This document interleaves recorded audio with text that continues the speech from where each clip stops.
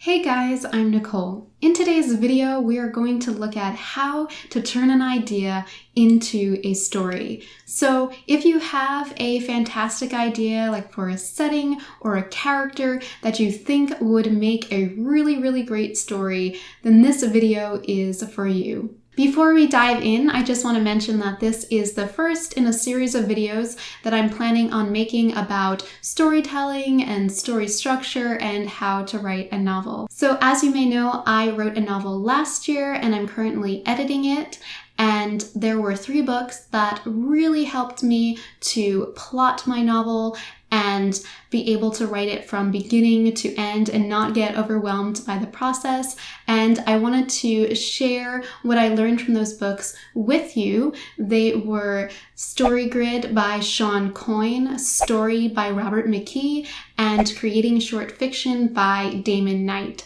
And Knight's book is focused on short stories, but I also found that it had a lot of great tips for all kinds of storytelling. So I wanted to make this series because I know that there are many other people who, like me, wanted to write a novel. Maybe you have an idea for a character or a setting and you just have the story idea that you really want to tell and share with readers, but you're not sure how to get started, and the entire process of writing a novel just seems a little bit overwhelming. And that's why I want to make this video for you and go back to the very beginning and look at how to take an idea and turn it into a story. So in his book, Creating Short Fiction, Damon Knight writes, "Even when you begin with an abstract idea, you must follow it to a character, a setting, a situation, and an emotion before there can be a story."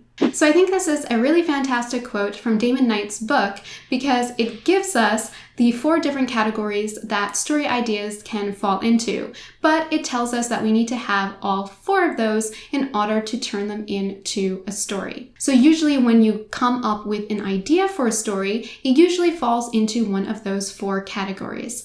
First, it might be an idea for a character, second, a setting, third, a situation, and fourth, an emotion. So first, for example, you might have an idea for a character and you've really written down this character's backstory, you know their family tree, you know their personality, but you don't have a story yet. You just know this character really well and you think that it would be a character that your readers would care about. Second, you might have an idea for a setting. So for example, maybe you are like J.R.R. Tolkien and you've come up with this really detailed fantasy world with different peoples and creatures and even languages for these different creatures, but that also is not a story yet, even though it might be a setting that readers might really enjoy learning more about. And third, you might have an idea for a situation. So this would be where you think like, oh, I'd like to write a story about somebody who finds, say, $1 million. But you still need to have a character and a setting because your story would be very different depending on where it was set, if it was sci-fi, for example, or it was historical fiction. So fourth, you could have an idea that is an emotion. So for example, maybe you say, I really want to write a story where the character feels revenge and I want to explore that in my story, like in The Count of Monte Cristo.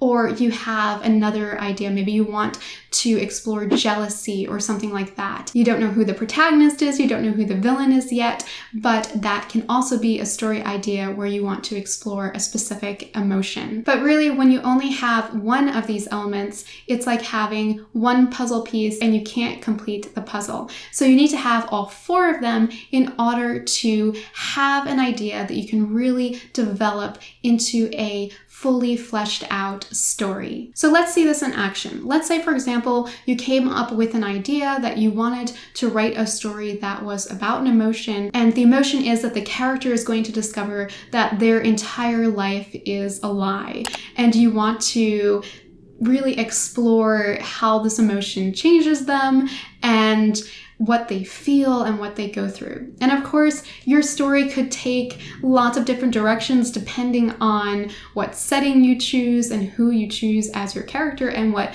situation you choose. So it could end up being a drama if your character finds out, for example, maybe it's a woman, she finds out her husband's been cheating on her and her entire life that she thought was this wonderful life is actually a lie and terrible. And so that would be one example. But you don't want to write a drama. You decide that you want to write a futuristic, dystopian kind of a story. And so that's going to be your setting, and you create this world, and you decide for your character, you want to choose a computer hacker, and you develop that character more and more. And then for your situation, you write that your character, because you want him to discover that the life he's living is a lie. So he finds out that he is living in a computer simulation.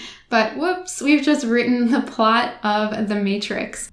So you can see that this exercise is also really helpful at showing you whether you are copying the plot of a book or a movie and whether you need to make your story idea more unique. And it also helps you to see if you need to develop your character more or your setting, and also maybe you need to write a stronger problem for your character to face in the situation. And of course, there's a lot more that goes into actually developing this idea further so you can turn it into a fleshed out story. But this is the first step, to put all of these different elements together. And also at this point, it's really helpful if you choose the genre of your story too, and you decide what kind of a story you're going to be writing. So maybe it's a short story, or it's going to be a novel, or depending on who your audience is, it might be a longer novel like an epic, or it might be shorter if you're writing a book for children. So that's also something to keep in mind at this stage. But basically, these are the first steps that you take to see if this idea that you have,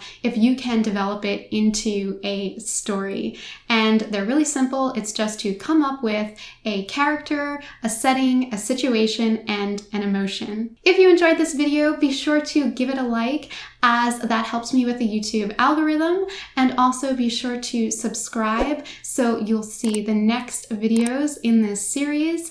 And I'll also leave a link in the description to my email newsletter where you can sign up and get more writing resources. Thank you so much for watching. Have a fantastic week. God bless, and I wish you all the best with your writing projects.